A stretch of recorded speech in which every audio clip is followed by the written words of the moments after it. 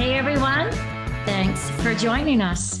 This is the Entrepreneurs Hangout podcast number 3. And I am really jazzed to introduce my guest, Nema. And I always like my guests to introduce themselves because it's like nobody introduces you better than you do.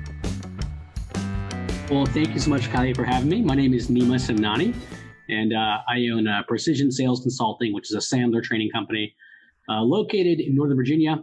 We specialize in sales training, sales process architecture, management training, and all aspects of leadership development. So, Kiley, you and I got a chance to meet each other a few years ago, which I'm sure we'll talk about. Yeah. But I basically fancy myself as an entrepreneur who was doing a lot of what I'm doing now for other companies. And there's this great piece of marketing that came out when I was a kid. It was the Remington Razor. And Remington Razor said, I liked the product so much, I bought the company. And so that's kind of my origin story in many ways, is I was building sales process for companies that I was an owner of. I implemented the Sandler training methodology to companies in lending and healthcare IT and had some success doing it. And when I left my last company, I was like, why don't I just do this as my career? So I kind of had the proof of concept in doing it and then went off and just did it on my own. So that's what I do now. I love it. Speaking of which, it's like we met, I don't even know, it could have been 4 years ago. And it was at a networking event. And I actually cadre in DC. It was an awesome networking event. And we got to, I don't know, maybe 6 or 8 months. We were, I was in it for about the year or so. I'm sure that you're still doing that, which is actually one of those things too, to actually bring up, which is networking and sales. And I mean, people think networking is not important. Networking is also part of sales. But I want you to be able to touch base on that and stuff.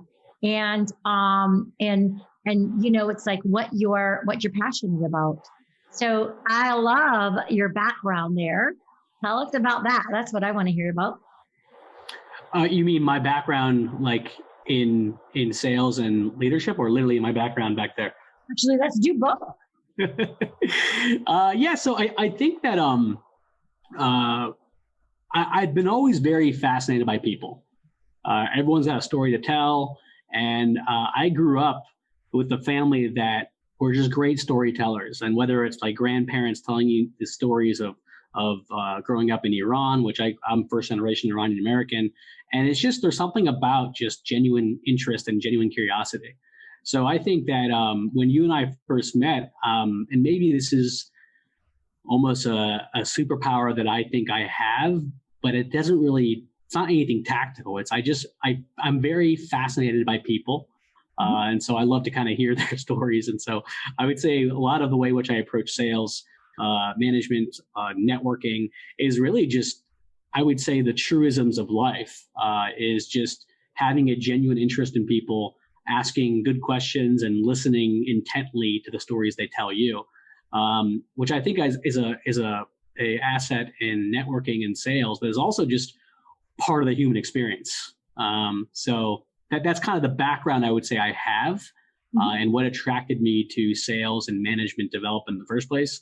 And then as far as this stuff behind me, well, we're actually coming to each other from my training center in Mosaic area, Fairfax. So even though most of what I'm doing right now is virtual, it's funny because this is just the background in my training center that now, under non-COVID times, you walk around the side of this camera there and you have all the Sandler stuff and the panels, and you have the whiteboard walls that people would go and kind of do a little brain mapping on.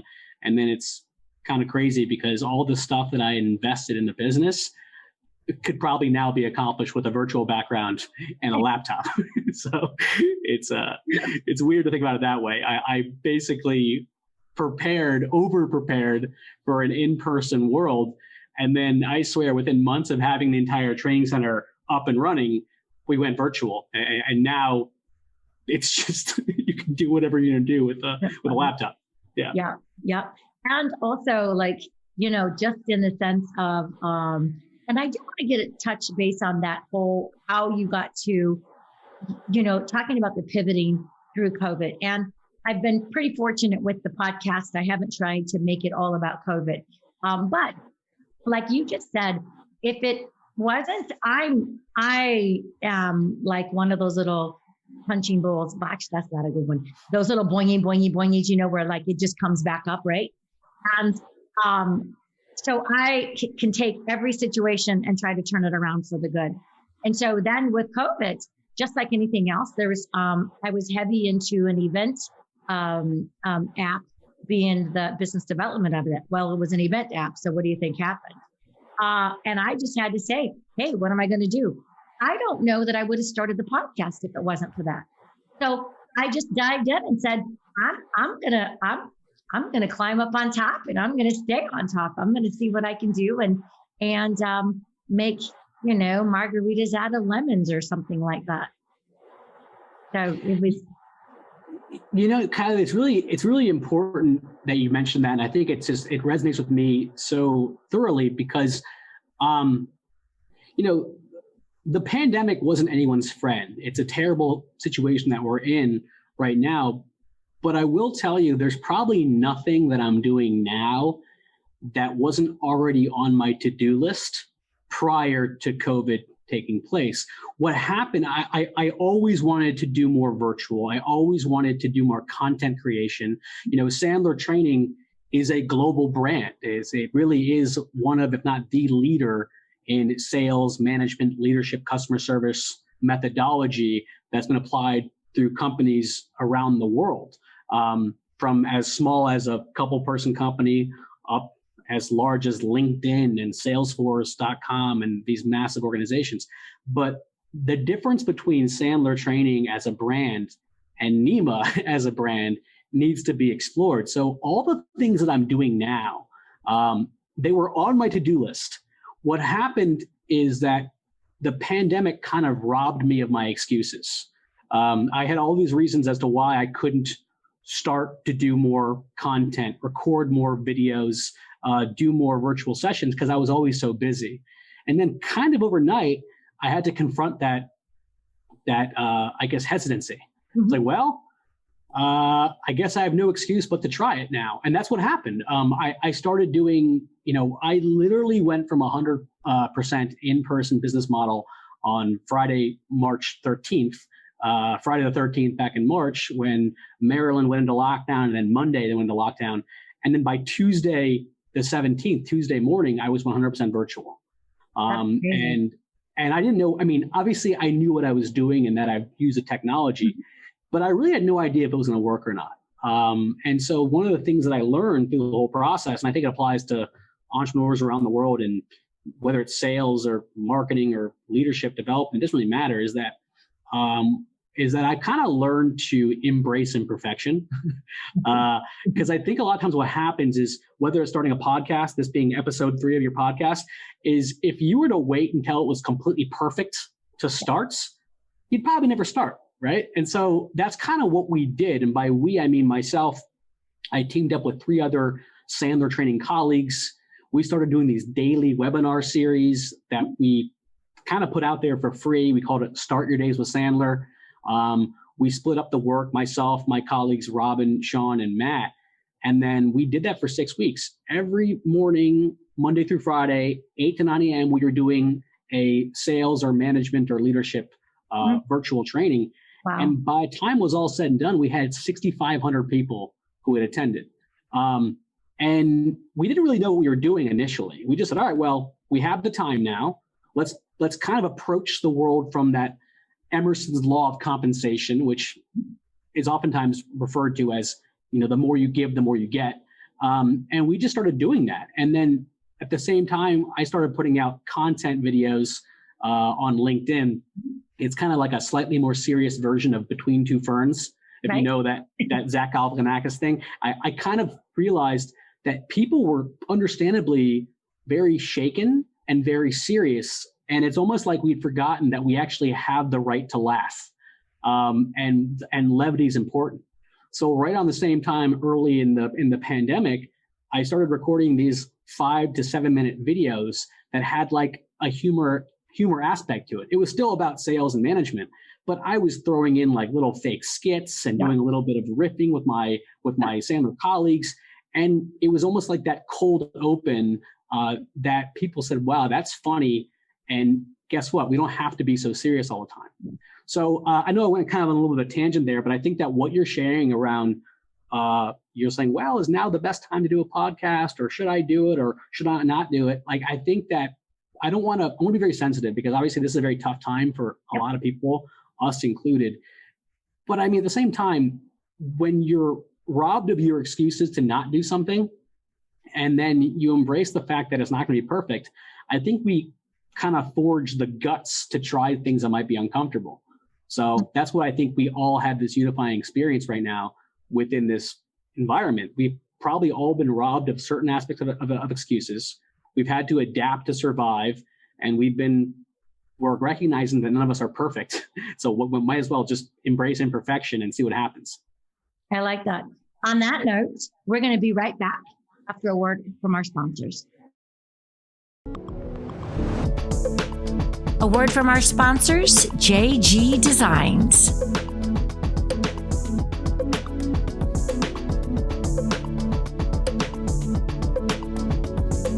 We are JG Design, the proud producers of Entrepreneurs Hangout with Kiley Dahl. We are a company that specializes in video and audio production that will elevate your business and add value to your brand. Find us at jgdesignonline.com for more information.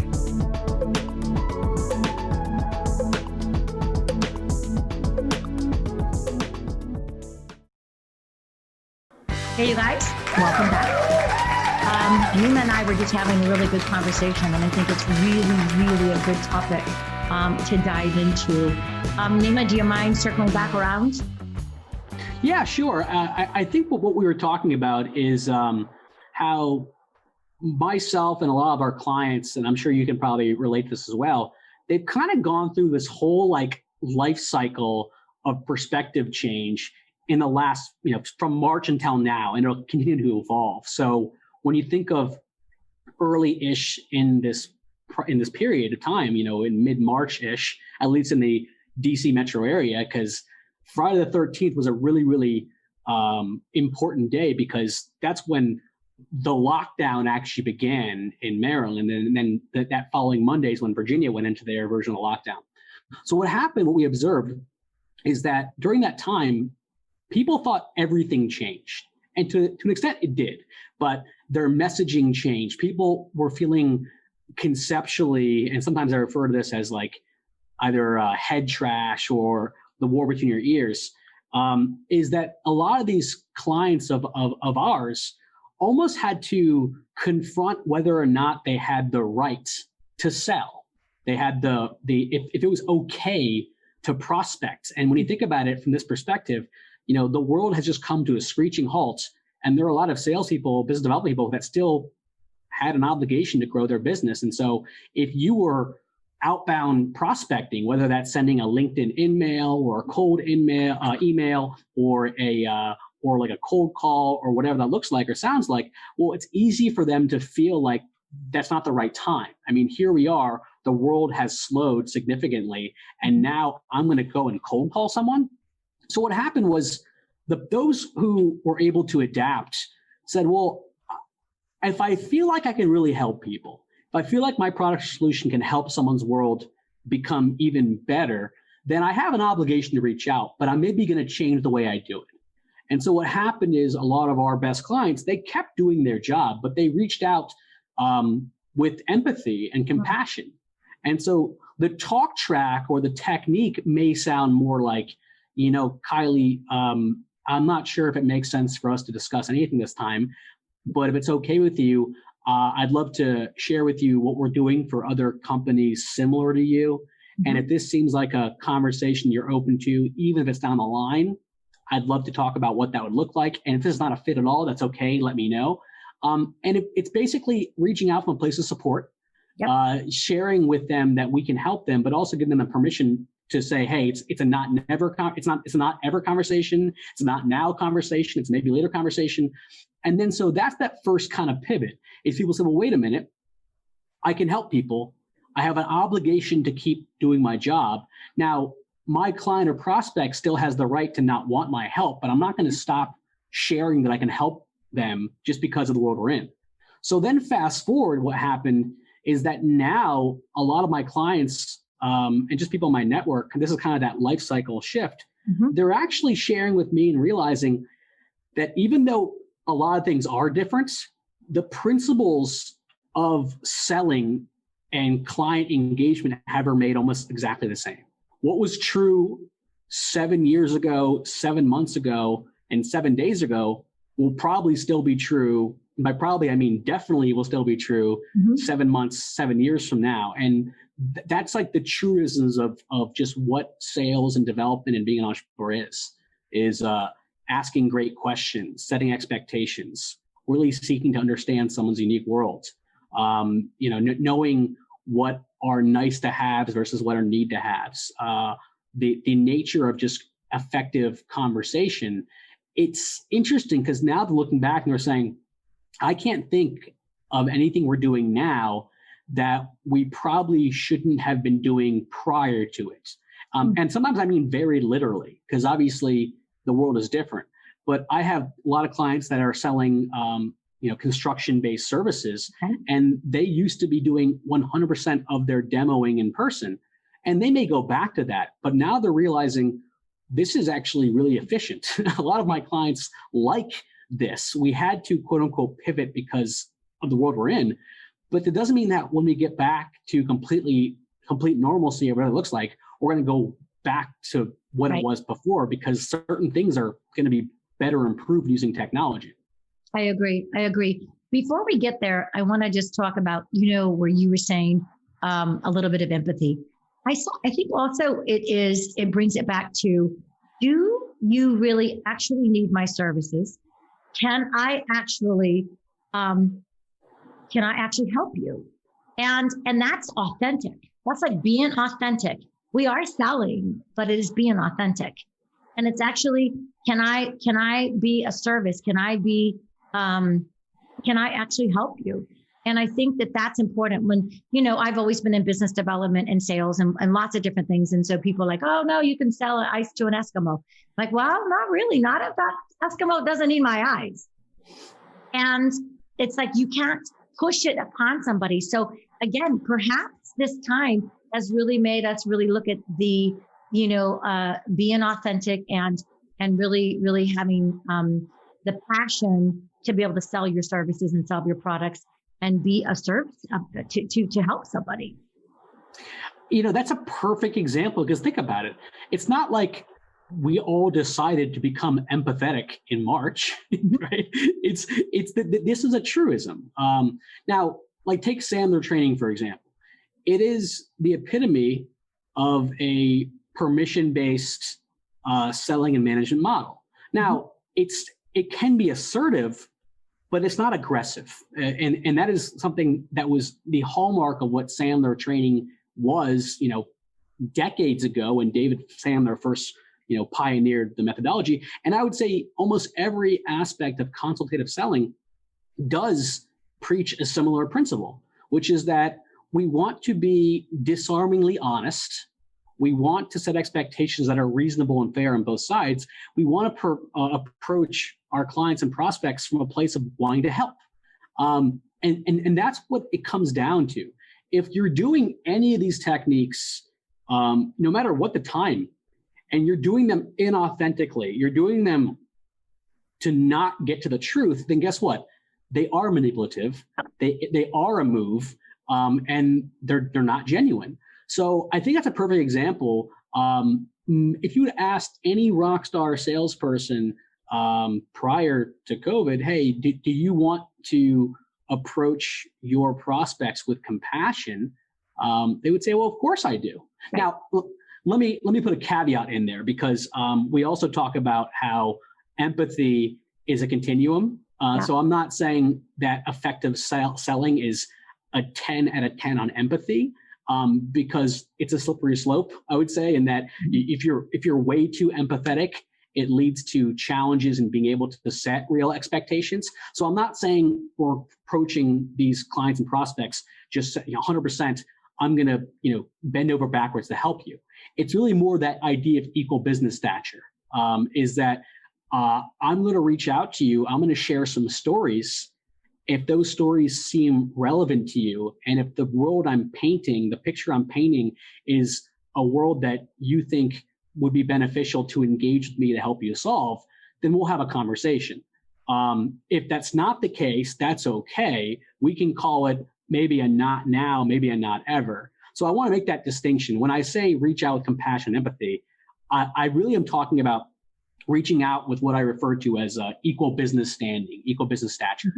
Anyway, but I think that's the general point, though, Kiley, is that those very same concepts and techniques, they were a necessity in March because we're approaching people whose world had just come to a halt.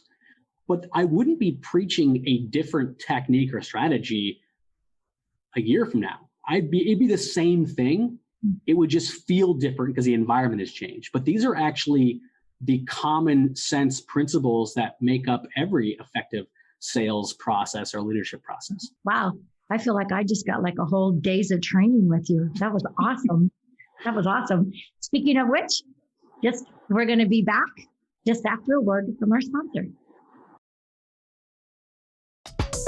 This is Aaron from Elevate Co-working, and we're happy to be hosting not only the Entrepreneurs Hangout physical sessions, but also the Entrepreneurs Hangout podcast. Elevate Co-working Community is a membership and subscription-based co-working space in downtown Culpeper, located right on Davis Street, as well as an awesome community to be a part of.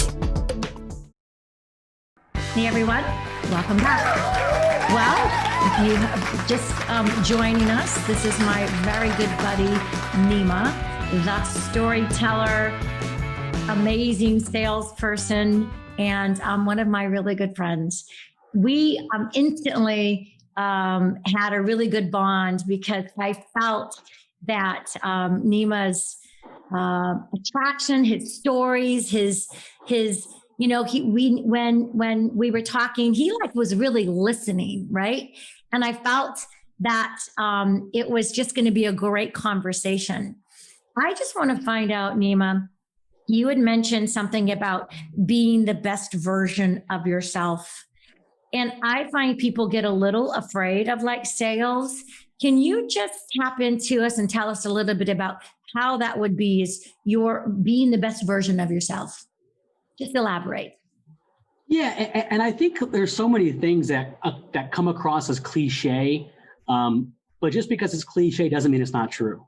So when someone says we got to pivot, and we've heard that so much, or someone says the new normal, I think people can kind of cringe because they've heard it so often, but it doesn't make it any less true. And I think that authenticity is another one of those cliches, being a version of yourself, being the best version of yourself. And people kind of say, well, I've heard that before, right? Like Simon Sinek, start with why. And it's like, well, everyone's heard that, but it doesn't make it less true. Just because it's cliche doesn't make it less true. So why do I bring this up? Because I feel like, and this ties back in this idea of perfection versus imperfection. So Sandler training has certain principles that they adhere to and they suggest that people like me adhere to. One is to be a product of the product. So what being a product of the product means is don't be a hypocrite. If you're going to teach a certain technique or a belief or a behavior to a client, you better do it yourself. Otherwise, you're a hypocrite. I would say that I have at times taken that too literally. Because if you're going to be a product of products, but you're going to try to be someone you're not, it's hard for that to be authentic. Right. So what I realized, and the reason why I'm kind of bringing this up, and this applies to across any business you're in, is there may be a really good principle, but you need to do it in your own way, in your own voice. So when I think about this idea of being the best version of oneself, I kind of think of well, what is your unfair advantage? I'm someone that I am very serious about business. I do not take myself too seriously. I am a silly guy sometimes. I love comedy. I love, old Police Squad TV shows. I mean, I love the movie Airplane. I love the shtick, Don't Call Me Shirley, right? I actually love that stuff. It makes me laugh. There's a certain childlike curiosity that I will probably never outgrow, and that's a good thing. So when I think about being a best version of yourself, it's kind of just that. I will never be this completely stone cold serious, meticulous person. I'm not. I could be a subpar version of that, or I could be the absolute best of my unfair advantage. And so when I think about what are the things that I do really well, or I hope I do well, is I can, I can balance between levity and sincerity. Just because I'm teaching a very important lesson doesn't mean I can't have fun with it. And I really do believe that in my business, if they're laughing, they're learning. And I used to hear this term, "Oh, Nema, you're an trainer." And I used to kind of cringe, like, no, I'm a serious consultant. And then I was like, well, wait a minute, that's a good thing. I can be entertaining, and I can train, and I can be a consultant, and I can take very serious content and find a way to have fun with it. I did a whole session last week for one of my sales training sessions, my sales mastery program. We used Marvel superheroes to figure out what personality style they were, and whether they were dominant or influential or they analytical. And before you know it, we have a bunch of people talking about, well, Clark Kent as Superman. Well, Clark Kent's kind of this meticulous person, but Superman is this like outgoing, very dominant personality. We did an entire session on behavioral styles by having fun and embracing our inner child. So when I say being the best version of yourself, it's just taking a principle and then just figuring, okay, well, like, how do I want to interpret this content? And I think that a lot of people are now realizing they don't have to be someone they're not. They can get to the same point in time by being the way they are, but still getting towards a common destination or a common goal. I love it. And I think that on that note, it's like, I am me. There's nobody else like me. I am energetic. I'm not everybody's cup of tea, and that's okay, right? But my podcast, when we were talking, I'm like, it's going to be anything but boring, anything but the norm. But on that note, I want to ask you, so because I think that people, like, if they're going to say, well, that's not me, I'm not a salesperson, right? Or if I took sales training, well, then you're going to say I'm supposed to have this script or something. But don't you also think that it's about taking the personality and helping that person be their true self, but you're just helping them in the sales training world? So one of my favorite quotes is, it's actually by Mike Tyson, believe it or not. Everyone's got a plan till you get punched in the mouth. And I bring that up for a reason. Maybe I'm splitting hairs here a little bit, but scripting, when I think of a script, I think of a non-adaptive series of words. Do you say it in a certain way at a certain time? And I don't necessarily believe in that. I believe in talk tracks, because no sales conversation, no conversation with anyone goes exactly the way you script it. So what we actually talk about is helping people craft a authentic talk track that's unique to them. And I love the fact that you brought up the being yourself. I mean, Oscar Wilde has this great quote, be yourself, everyone else is already taken. Yeah. So I think from an attitude perspective, for our listeners who maybe don't feel like they are a salesperson or they don't want to be considered a salesperson, when you think about what the most effective sales is, the purpose of selling is to help a prospect or client make a great decision. That's all it is. And to go back to your point about, Kiley, can you sell ice to an Eskimo? And maybe you can, and maybe I can. But I think everyone's been in a situation where they've got a client and then really wish they hadn't. And so when you think about that is they have the permission, as in our prospects have the permission to disqualify us. We also have the permission to disqualify them. And so I think when I'm framing this idea of sales is I will never attempt to change someone. What I will encourage them to do is to, yes, follow a process or methodology, but find a way for it to work with them. I have this one client that comes to mind, and he is just the wizard of words. And he has this very disarming, very authentic, for lack of a better way to put it, almost like country doctor style. Someone will ask him like, hey, how much is it going to cost? And he doesn't actually know because it's too early to talk about budget. Right. And so he'll throw in this like talk track as well.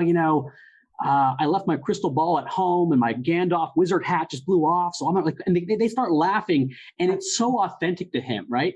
It still is a technique, and it's not inauthentic. The fact of the matter is, if I walk into a doctor's office and I say, hey doc, what's wrong with my shoulder? Right. The doc's not just going to say, well, you need this, that surgery. The doc's going to ask questions. Well, I'm not sure just yet.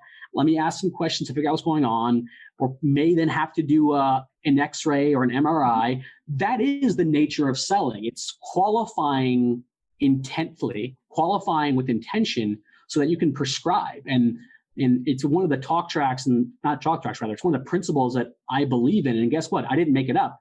It was made up by Hippocrates many, many years ago, which is prescription without diagnosis is malpractice. And so when you think about it, that's kind of all we're doing in selling. Now, I just made it seem very simple, but if people are uncomfortable with sales, it might be because conceptually they think that selling is some sort of win-lose proposition. And why? Because there's been a lot of amazing entertainment over the years, Wolf of Wall Street and Boiler Room and Glengarry Glen Ross, great movies. They don't necessarily depict the salesperson in the best light. But when you actually reshift your focus and you say, well, my role here is to really help someone make a great decision, even if that decision is not to work with me, then I think that has a cascading effect, which influences and impacts your behavior, your attitude, and your techniques. I love it. I love it. So before we wrap it up, I want to ask you, what's one thing that you might say that people don't know, and certainly my listeners might not know about you? Well, I would have said, a couple of years ago, I would have said that I've done stand-up comedy at Caroline's on Broadway. Actually, fun fact, that actually came through another cadre member named Matt Kazam, who has a program called CEO Stand Up. And my first time doing stand-up comedy was doing 20 minutes for my first time on stage at one of the most famous and, quite frankly, intimidating comedy venues in the world, Caroline's on Broadway. I think because of all the clips that are out there, people kind of know that about me. So maybe even though that's true, here's another one. I live to swim with large aquatic animals. I've dove with bull sharks, with hammerheads, with great white sharks. If it wasn't for the COVID environment, I would actually be right now, as we speak, Kiley, I would be in Norway in the fjords, not chasing, but very unobtrusively following the herring migration, which attracts orcas and humpbacks, and jumping in the frigid water to swim with them. So I really wish I will be reincarnated as an orca one day, because they are my most favorite animal in the world. So there you go. That is awesome. And I cannot wait to, you'll have to update us with some of the photos that you've done and that you will do in the future for sure. Nema, you have been a superstar, and I can't wait to have you back again. And let's just keep in touch. And you're going to have all of Nema's details. And you know what? If you are looking for any sort of sales training, this is the man, my friend. Thank you so much. Bye. Thank you so much for having me. I appreciate it. You got it. Thank you. Hey, everyone. So I want to wish you a happy holiday. from all of your friends at the Entrepreneurs Podcast. Please be amazing in 2021. Be here. We're all there to support each other in our growth. And we just want to wish you holiday blessings.